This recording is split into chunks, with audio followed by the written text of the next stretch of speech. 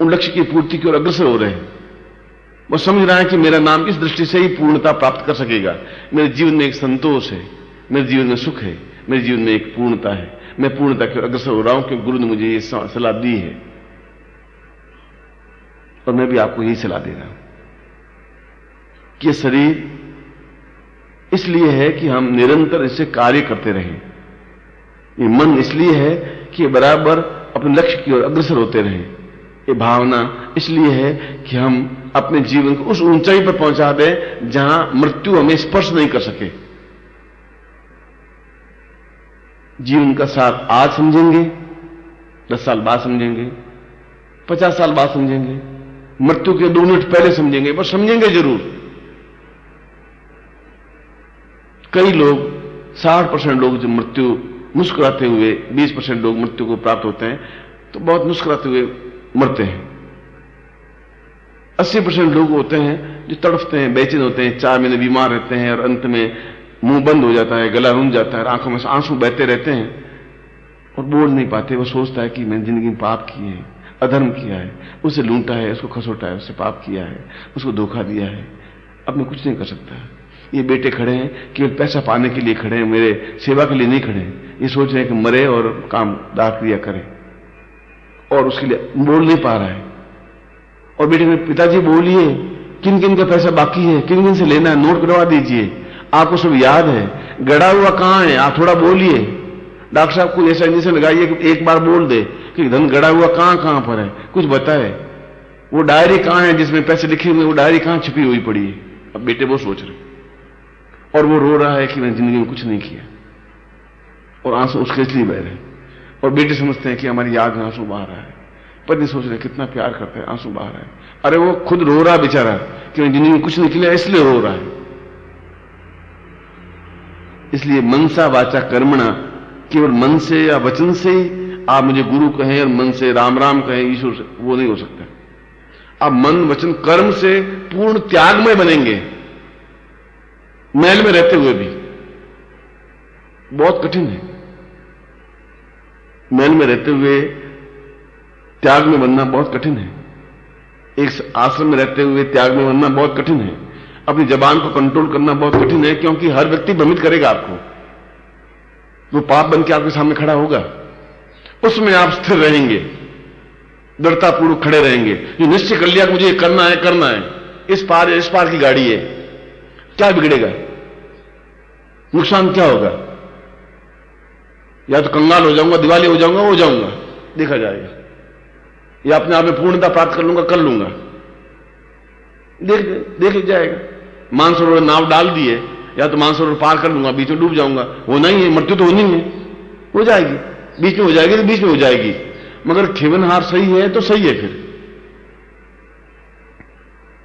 इसे निर्भय होकर काम, कल भी मैंने प्रवचन यही कहा था, आप निर्भय होकर काम करें। कोई आपकी निंदा करता है तो गाली देने की जरूरत नहीं है। आप समझ लीजिए पाप है मेरा जो आज मुझे गाली दी है। आपको भ्रमित कर समझ लीजिए कि महापाप है जो मेरे सामने खड़ा आकर मुझे भ्रमित करने की कोशिश कर रहा है। वो आपकी सहानुभूति नहीं बटोर रहा है, वो आपको ये नहीं कह रहा है कि मैं तुम्हारा गार्जियन हूं, वो आपको भ्रमित कर रहा है। और जहां भ्रम में पड़े तब जीवन डूबा। भ्रम कहते हैं जाल को, भ्रम कहते हैं उस तूफान के चक्रवात को। अब उस समय आप कितने गतिशील हैं, अपने आप में कितने सावधान हैं, कितने सतर्क हैं, और जीवन का लक्ष्य क्या है, उस लक्ष्य की ओर निरंतर अग्रसर हो रहे हैं। और गुरु तुम्हारे साथ में है। कोई मेरा नाम नहीं है गुरु, मेरे भी कोई गुरु हैं, मैं भी उनके चरणों में बैठने की इच्छुक हूं और बैठता हूं। मेरे लिए वह सबसे ज्यादा सुखदायक क्षण होते हैं, चाहे 5 मिनट हो चाहे 15 मिनट हो, मेरे जीवन के सबसे सुखदायक क्षण है।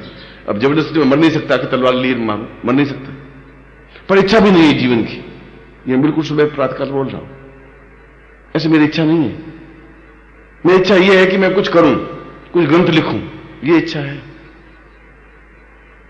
कि कुछ ग्रंथ लिखूं। अपने जीवन भर के अनुभव जो हैं, जो साधना की है, वो तो रह जाएगी अंदर ही अंदर, लकड़ियों के अंदर जल जाएगी वो तो साधना ज्ञान। उसको कैसे कागजों पर उतारूं?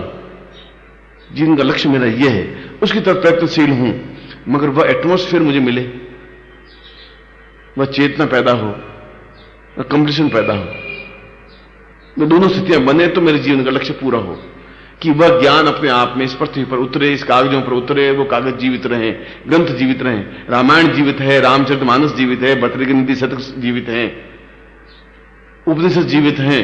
वे ऋषि मर गए पर वे ग्रंथ जीवित हैं और वे ऋषि भी जीवित हैं। मेरे इसका नाम मालूम नहीं है, भर्तृहरि का नाम मालूम है, जो हमने देखा नहीं, जो हमारा भला भी नहीं किया, हमने पानी गिलास भी नहीं पिलाया, 2 रुपए भी नहीं दिए थे हमें, उसका नाम तो हमें मालूम है, इसका नाम हमें मालूम नहीं। इसलिए कि उन्होंने त्याग किया था, राज्यपाल छोड़ दिया, सिद्धार्थ ने छोड़ दिया, बुद्ध कहलाए, महावीर ने छोड़ दिया, ईसा मसीह ने छोड़ दिया, राजा भोज ने छोड़ दिया, राम ने छोड़ दिया, कृष्ण ने छोड़ दिया। ये सब राजा थे, राज्यपाल छोड़ करके सन्यासी बने थे। जो है वो छोड़ सकता है, जिस पास 2 रुपए है ही नहीं, अब हम छोड़ दिया, बच्चे कुछ नहीं रखेंगे, 5 रुपए भी जेब में नहीं रखेंगे, असल है ही नहीं, रखेगा कहां से, अब नहीं रखेंगे बच्चे। कई लोग कहते हैं कि आप गंगा किनारे आए, छोड़िए,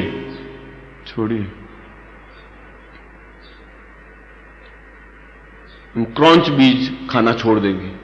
अब क्रॉन्च बीज साला बनता ही नहीं, फिर जम्मू के आसपास उगता है, तो क्रॉन्च बीज छोड़ने से फायदा तो नहीं।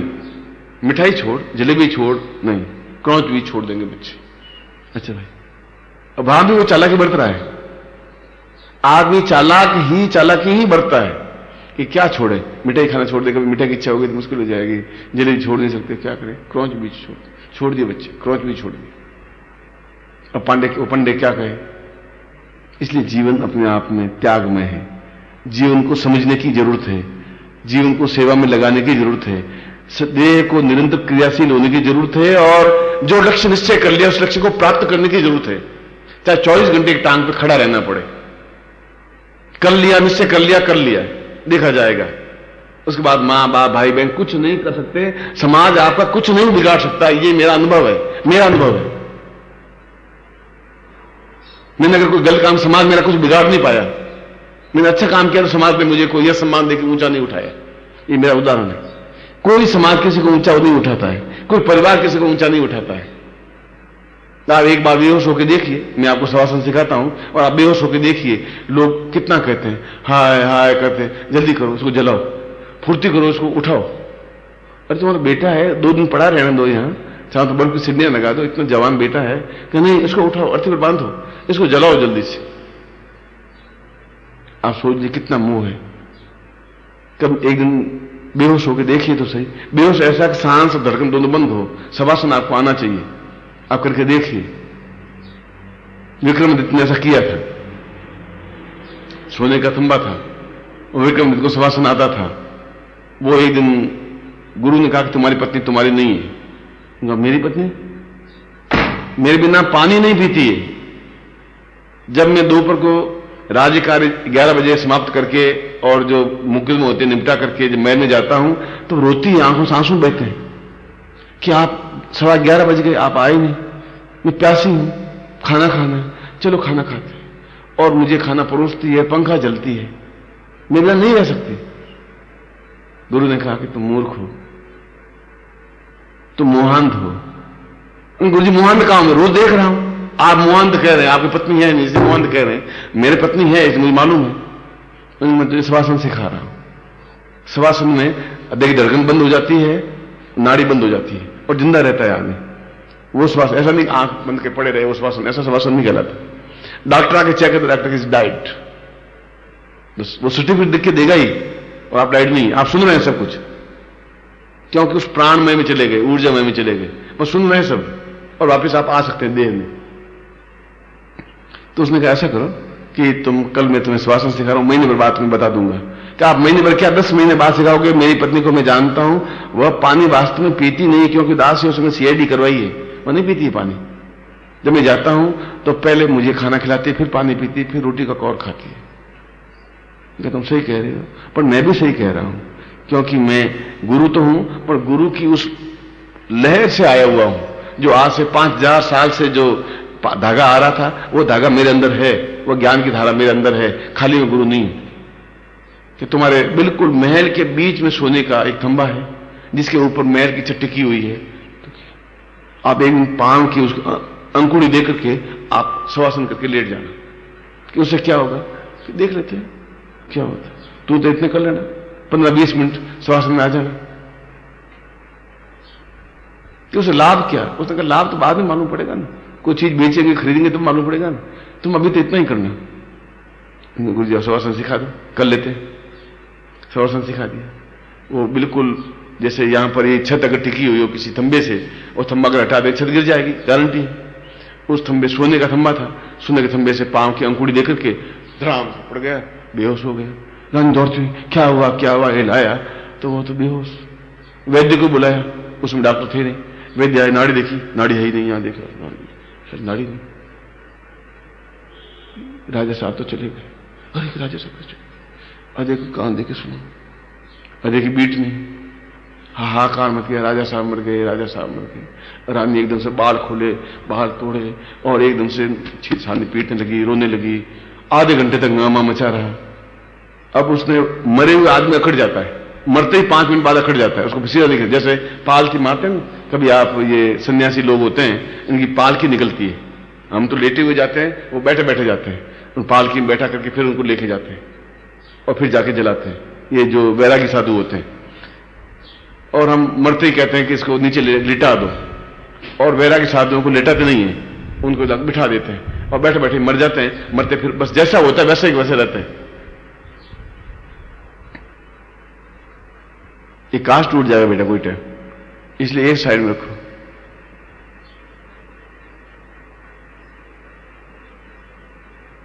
तो मरते के बाद में बिल्कुल 1-5 मिनट बाद में बिल्कुल अकड़ जाते हैं। आप खींचो ना उसको जोर से तो भी आप खींच नहीं सकते। 10 आदमी खींचो तो नहीं खींच सकता, इतना ताकतवान बन जाता है। जैसे पागल आदमी में 10 गुना ज्यादा ताकत आ जाती है, तो मरने के बाद में इतना ज्यादा अकड़ जाता है कि आप पांव को खींचो, अकड़ा हुआ तो पांव सीधा तो कर ही नहीं सकते आप। कुत्ते की पूंछ सीधी कर ही नहीं सकते आप 10 साल तक उस कुत्ते की पूंछ को लकड़ी से बांध के रखिए, और उसके बाद 1 मिनट के लिए वापिस कुत्ते की पूंछ टेढ़ी, 10 साल के बाद भी वो सीधी हो ही नहीं सकती। उसने अंकुर देकर के लेट गया। अब आधे घंटे रोने पीटने का कोई, अब राजा को शमशान घाट ले जाना है, तो उसके पैर को खोलो, राजा का खोलो।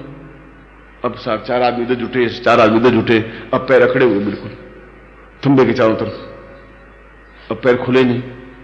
तो किसी ने सुझाव दिया कि जल्दी करो, थंबे को काट लो और पैर को निकाल दो।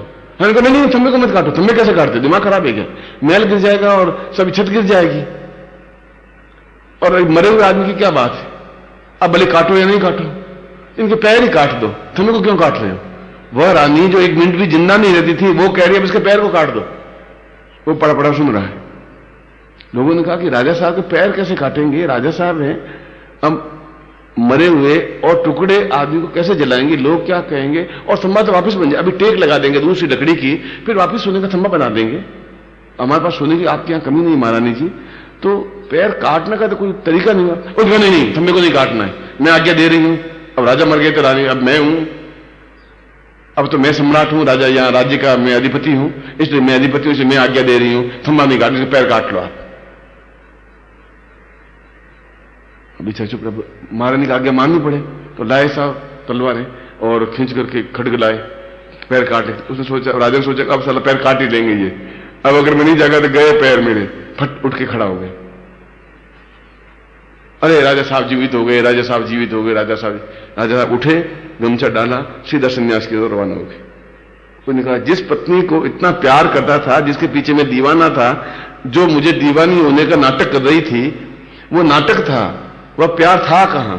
एक थंबे के लिए जो मेरे पैर काटने के लिए तैयार हो गई, वह मेरी कब से होगी। आपका कोई नहीं है, मेरा भी कोई नहीं है, न पत्नी है, न पुत्र है, न बंधु है, न बांधव है, न सखा है, न मित्र है, कोई नहीं है, ये गारंटी है। अकेला आया हूं, और जब आया था जब पहने हुए कुछ नहीं था, बिल्कुल नंगा था, और जब मरूंगा चिता पर तब भी बिल्कुल नंगा ही मरूंगा, नंगा ही जलाएंगे, एक कुर्ता एक रुमाल भी पास में रखेंगे नहीं। तो जैसा आया वैसा का वैसा ही जब जाना है, तो बीच में प्रपंच मुझे क्या करना है, आपको भी क्या करना है। इसलिए जीवन में मन वचन कर्म से पवित्र होते हुए, गुरु से पूछ करके अपना लक्ष्य निर्धारित करते हुए गतिशील होने की क्रिया को मनुष्यता कहते हैं, देव तत्व कहते हैं, पूर्ण तत्व कहते हैं। और जब तक यह पूर्णता प्राप्त नहीं होती, तब तक जीवन व्यर्थ है, अधूरा है। उस जीवन का कोई लक्ष्य नहीं है, उस जीवन की कोई पूर्णता नहीं है, उस जीवन की कोई सफलता नहीं है। वह जीवन तो एक पशु के समान है, और पशु के समान जीवन बिताना मनुष्य जीवन की हेयता है, निम्नता है। इसलिए शास्त्रों में कहा गया है कि जीवन को सभी दृष्टियों से परिपूर्ण होना चाहिए। अब प्रश्न उठता है कि परिपूर्णता का तात्पर्य क्या है, और परिपूर्णता का तात्पर्य शास्त्रों में यह बताया गया है कि पूर्णता केवल गुरु के सामीप्य होने और गुरु के अंदर प्रवेश करने और गुरु से एकाकार होने की क्रिया को ही पूर्णता कहते हैं। जल में कुंभ, कुंभ में जल है, बाहर भीतर पानी, फूटा कुंभ जल जल ही समाना, यह तथ्य कहा गया नहीं। ज्ञानियों ने यह कहा है कि गुरु और शिष्य के बीच में डिफरेंस, अंतर केवल एक माया की दीवार है। वह माया तुम्हारी पत्नी, पति, पुत्र, बंधु, बांधव, सखा, स्वजन, लाभ, लोभ, लालच, मोह, क्रोध, अहंकार, ये सब है।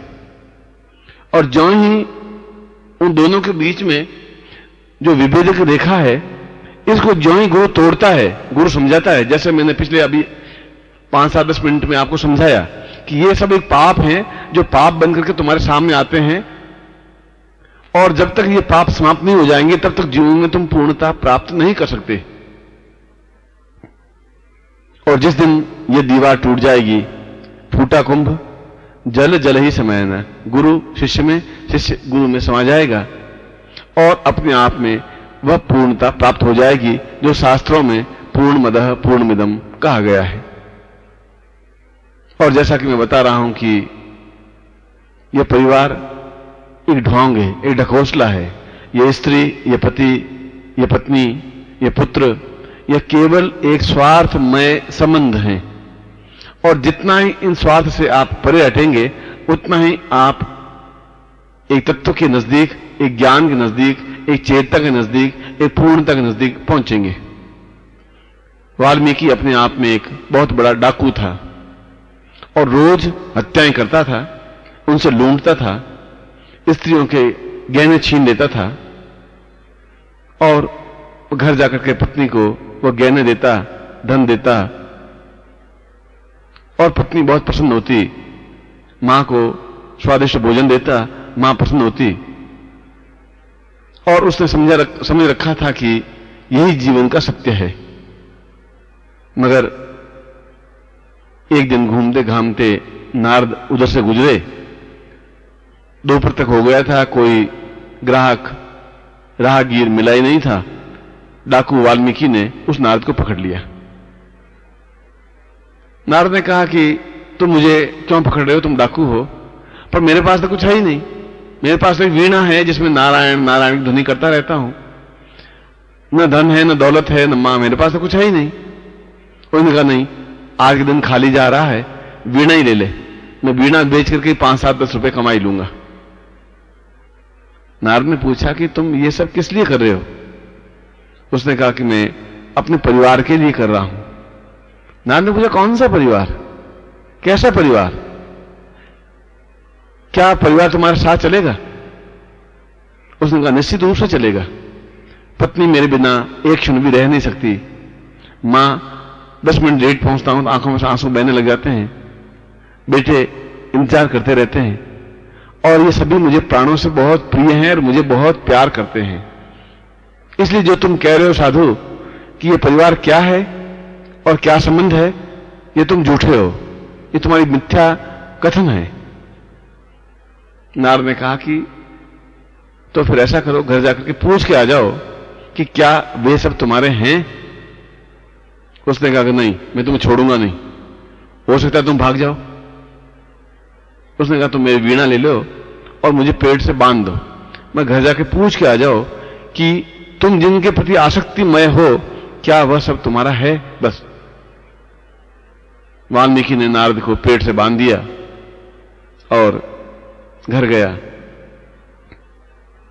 मां से पूछा कि मां, मैं तेरा बेटा हूं, और मैं रोज तुम्हें स्वादिष्ट भोजन करवाता हूं, हलवा खिलाता हूं, लड्डू बना के खिलाता हूं और अपनी तरफ से प्रयत्न करता हूं कि मैं तुम्हें अच्छे से अच्छा भोजन और अच्छे से अच्छी चिकित्सा दूं, मगर तुझे यह भी मालूम है कि मैं धन कहां से प्राप्त करता हूं?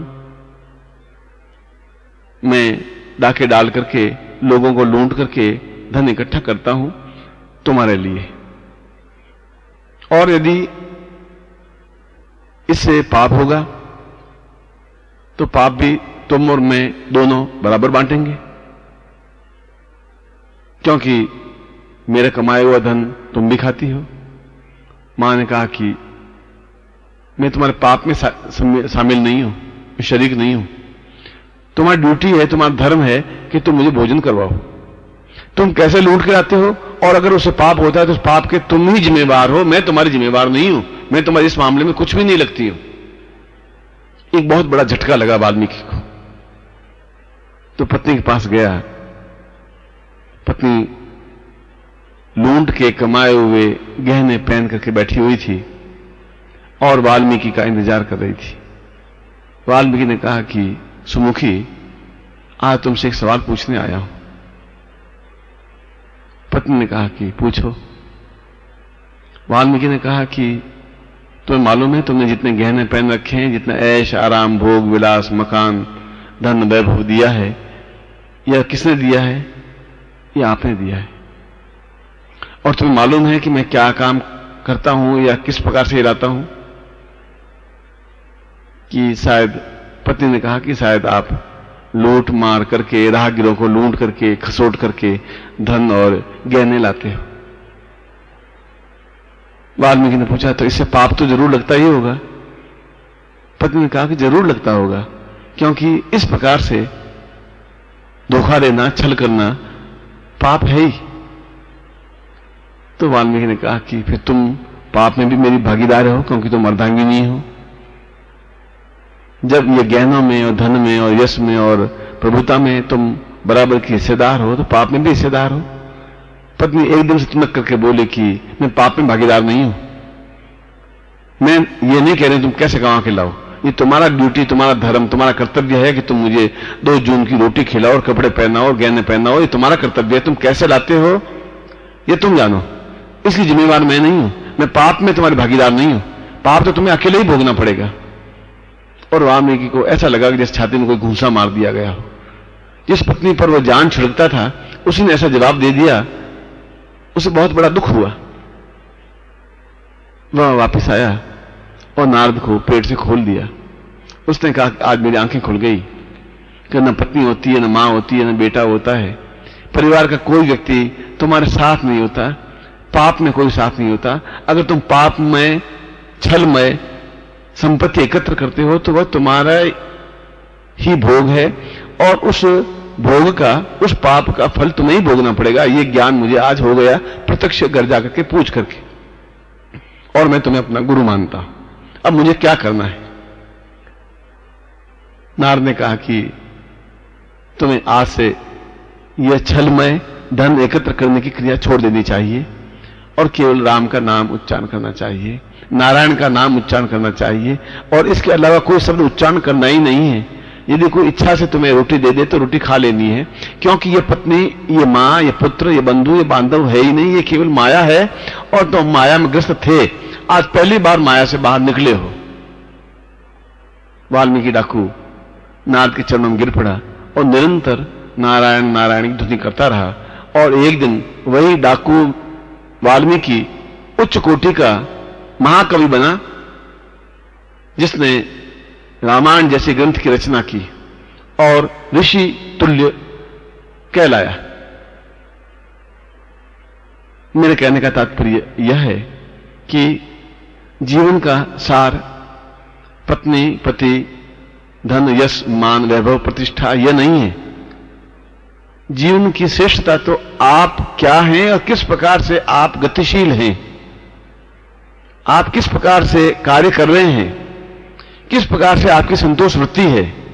कम से कम सामग्री में, कम से कम भोग में जीवन यापन कैसे करते हो, किस प्रकार से अपने जीवन को गतिशील करते हो, और क्या तुम्हारे पास गुरु है, क्या तुम्हें गुरु कुमार्ग से सही मार्ग पर गतिशील करने में सक्षम है? क्या तुम्हें सही रास्ता दिखाने में सफल है? और यदि है तो तुम्हें कस कर गुरु के चरणों को पकड़ लेना चाहिए और हाथ जोड़कर आंखों में आंसू भरकर निवेदन करते हुए कहना चाहिए कि प्रभु गुरुदेव, मैं गलत रास्ते पर हूं या सही रास्ते पर हूं, आप ज्यादा जानते हैं। आप मुझे बताइए कि मेरे लिए कौन सा रास्ता श्रेयस्कर है, किस रास्ते पर चलूं। मैं भ्रमित हूं, मैं परिवार में मोहग्रस्त हो गया हूं, मैं धन के पीछे दीवाना हो गया हूं, मैं अंधा हो गया हूं, मैं चाहते हुए भी इन सबसे परे हट नहीं पा रहा हूं। आप मुझे ज्ञान दीजिए, रास्ता दीजिए, मुझे बताइए कि मैं जीवन में पूर्णता कैसे प्राप्त करूं। और गुरु तुम्हें एक रास्ता बताएगा, एक चेतना देगा, एक प्रज्ञा देगा, एक दीक्षा देगा, तुम्हारे अंतःकरण की शुद्धि करेगा, तुम्हें अंदर से पूर्णता देने का प्रयास करेगा और निरंतर तुम्हें गतिशील करता रहेगा। ठीक कबीर के शब्दों में कि भीतरी भीतरी सहज के बाहरी बाहरी चोट, गुरु कुमार शिष्य कुंभ है, गड्डी गड्डी काढ़े खोट। गुरु तो कुम्हार की तरह है और शिष्य मिट्टी का लौंदा है। उस कुम्हार को मालूम है, गुरु को मालूम है कि इस मिट्टी के लौंदे को मुझे क्या बनाना है। घड़ा बनाना है, सुराही बनाना है, दीपक बनाना है, क्या बनाना है। वो तुम्हें दीपक बनाएगा तो तुम अंधकार को दूर करके रोशनी बिखेर सकोगे। वह तुम्हें सुराही या घड़ा बनाएगा तो तुम लोगों को ठंडा पानी पिला सकोगे। तुम्हें एक सही ढंग से गतिशील नेतृत्व दे सकेगा और यही नेतृत्व तुम्हें प्राप्त होने की क्रिया आवश्यक है, क्योंकि वह गुरु बराबर अंदर सहजता है, अंदर उसका हाथ है कि मेरे शिष्य को कोई चोट नहीं पहुंचे, पर बाहर बराबर चोट पहुंचाता रहता है, इसलिए कि ये निर्मल बने, शुद्ध बने, चैतन्य बने। उसकी आलोचना करेगा, उसको डांटेगा, उसको फटकारेगा, उसको सन्मार्ग पर लाने के लिए कोशिश करेगा। हर कोशिश उसकी यही रहेगी किसी भी प्रकार से यह सफल हो, यह अपने आप में पूर्णता प्राप्त करे, यह अपने आप में जीवन में उच्चता प्राप्त करे, यह जीवन में श्रेष्ठता प्राप्त करे। गुरु की केवल एक ही कर्तव्य होगा और शिष्य का भी एक ही कर्तव्य है कि अपने आप को पूर्णतः गुरु के चरणों में समर्पित कर दे, अपने पास कुछ नहीं रखे। पूर्णमदः पूर्णमिदं पूर्णात् पूर्णमुच्यते, यह उक्ति तभी सार्थक हो सकेगी जब शिष्य के मन में यह आएगा कि यह शरीर तुदीयम वस्तु गोविंद तुभ्यमेवं समर्पयेत्। ऐसी जब भावना शिष्य के मन में आएगी तो निश्चय वह पूर्णता प्राप्त करेगा। और मैं आपको आशीर्वाद देता हूं कि आप सभी दृष्टियों से पूर्णता प्राप्त करें और पूर्ण हो। ओम पूर्णमदः पूर्णमिदं पूर्णात् पूर्णमुच्यते पूर्णस्य पूर्णमादाय पूर्णमेवावशिष्यते। ओम तत्सत्।